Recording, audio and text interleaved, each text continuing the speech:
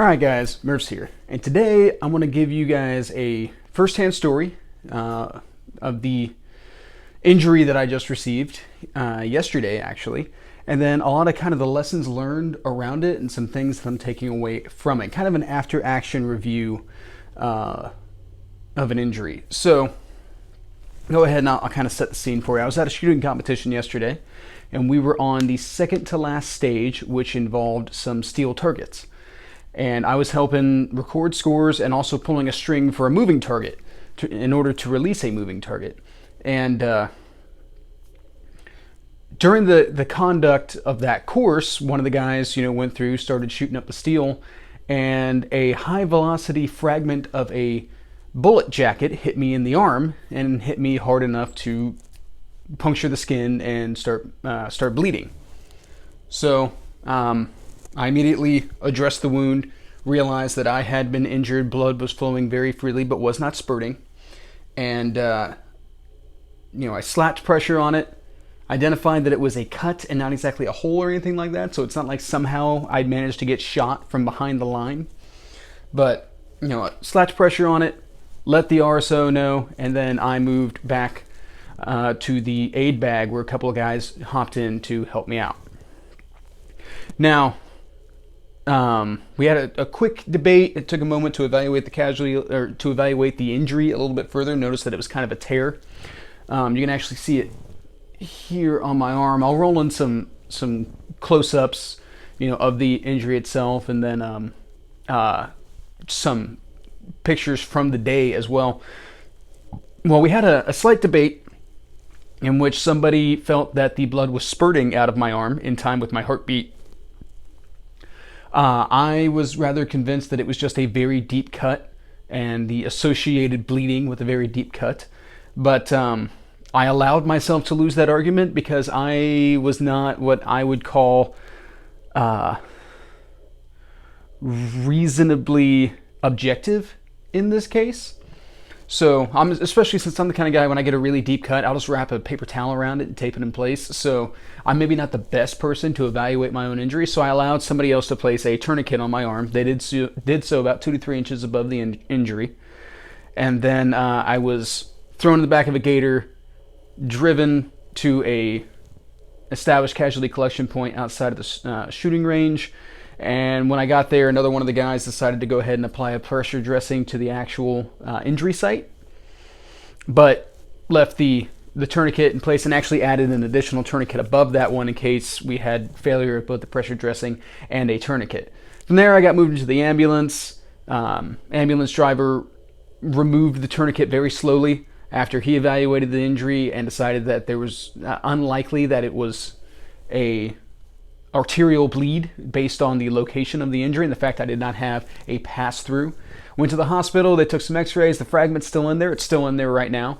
They fished around in it with some tweezers and some hemostats for a little while trying to extract it, but I would estimate that it's no more than 5/8 of an inch long and probably 1.5 inches deep in my arm, so probably pretty close to the bone, and they were just having some trouble locating it without actually cutting the wound open further in order to be able to extract it. So if it gives me any issue, I'm supposed to contact somebody and they'll set up a surgery date.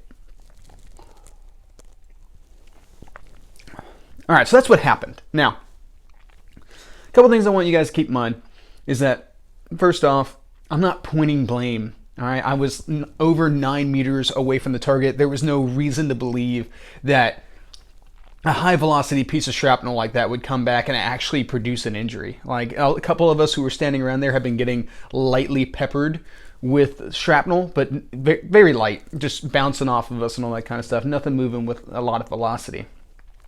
And I was behind the line of fire. I was on the other side of a plastic mesh fence, and there were also even some jugs, some big 55-gallon jugs in between myself and those targets. So I'm actually really curious as to how this situation even developed. I wouldn't have believed it.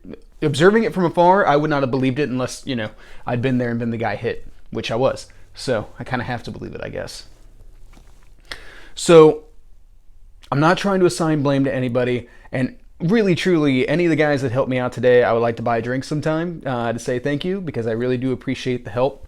But there are a couple of things that I kind of more or less firsthand learned today, or have been saying for years, that I feel like this situation kind of bolsters my argument for, and I want to take this time to kind of use this as an objective lesson for a couple of things I hold to be true to begin with. Now, the first thing is kind of a safety aspect of it all. So I've been on a ton of ranges where, everyone always says wear your ear pro and wear your eye pro. And I wear my ear pro and my eye pro pretty much all the time. I'm deaf as it is, so I don't need any additional help. So I try to be pretty rigid about wearing ear pro. And then eye protection, you might find me be a little more loose on. Whenever I'm shooting, I of course always have it on. But when I'm not shooting is when it seems to be that I have a tendency to take it off a little bit more, maybe spend some more time not behind eye pro than, maybe I should, or I see other people do it and stuff like that. And having had this happen to me, and when you consider how much real estate that piece of frag had to impact on, where it hit is actually fairly benign, and I appreciate that. But it could have been a heck of a lot worse if I had allowed it. Just something like that, a piece of fragmentation moving like that could have easily taken your eye. And I think that's a very important thing to keep in mind on the range, that pretty much that eye pro is not just for the shooter. The eye pro is for everyone around them, because there's a variety of situations that could result in injury on a shooting range. Now, to the shooter themselves, if you're talking about debris coming out of ejection ports, brass coming out of ejection ports. Sometimes if you have a poorly tuned ejector or extractor, you might have brass come right back into your face. That is a thing, it does occur, and that could be very disastrous if you don't have eye pro on. But that's just a shooter's concern. There are a ton of scenarios that could potentially result in injury to bystanders. The most outstanding of which being, of course, if there was some sort of situation in which the gun destroyed itself, blew up, say an overloaded powder charge for a reloaded round. I've seen that happen. People either buy other people's reloads, or some people really shouldn't be reloading out there, and they overcharge a round, and it detonates, and it sends pieces back into their face. That could also potentially be disastrous to a bystander. Things like, I once got hit behind the ear with a shard of bullet jacket sheared off as a round passed from the cylinder into the forcing cone of a revolver. I was standing next to it when it was fired, and it hit me behind the ear. Real shocking. Imagine if I'd been facing it when that happened and had not been wearing eye protection. That would have been an issue. That would have been a really, really bad setup. I also see a lot of guys trying to get away with wearing not actual eye protection. They're wearing glasses, and they're wearing a lot of times some very trendy sunglasses that are not at all ballistically rated. I'm actually kind of surprised when I see shooting ranges let people get away with it. And in the future, for anybody that shoots with me, that's definitely something that I'm going to harp on, to make sure that they have actual eye protection, even if it's some goofy construction worker looking goggle type stuff. They're going to wear eye protection, because you know what? Sometimes freak accidents happen, and it just be like that sometimes. And we don't want that situation to rob someone of their eyesight. There is not this injury right here, it might give me some issue in the future. It might be something that I have to have surgically removed later on, but I'm probably not going to lose my arm over it. And there's no real threat from it. Otherwise, the doctor wouldn't have left it in there. However, there is no prosthetic that replaces your eyes. Once they're gone, they're gone. So you really, especially in the shooting sports, when you're talking about high velocity projectiles that are moving fast. I mean, that's the nature of high velocity, right? So when things go wrong, it's going to happen very quickly. There's not going to be a lot of reaction time. There's only going to be recovery. So keep that in mind when you're taking your friends out shooting and when you're selecting your own PPE. Now, the other thing I want to talk about, and this might be a bit of a hot topic or a controversial one, is the use of tourniquets. Now, guys, I've gone through a ton of medical training over the years. I don't really like to talk about my professional life or anything like that, or past professional life, but I have been deployed multiple times. So I've had a lot of firsthand experience, both tactically And then also I've addressed a lot of injuries, in the civilian side as well, be it on hiking trips or car accidents, stuff like that. I've actually really done quite a bit of real world treatment on casualties in a variety of scenarios. And something that I've always thought to be very important is that you give the most accurate assessment of an injury. Now, the very easy thing to do is to go ahead and default to the highest, sometimes most invasive method. And while that's good as a catch-all, and no one will ever fault you for overdoing it, there can be a lot of second and third order effects from overdoing it that aren't necessarily required. Now, we're not talking about care under fire. Completely different setup. Okay, you see bright red blood on the X as you're trying to extract a casualty to a location where you can actually accurately assess them and figure out what all the injuries are and address them appropriately. Yes, you should be slapping tourniquets on when you're under fire, or, well, really, you should be first suppressing fire, but this isn't a CLS class right now.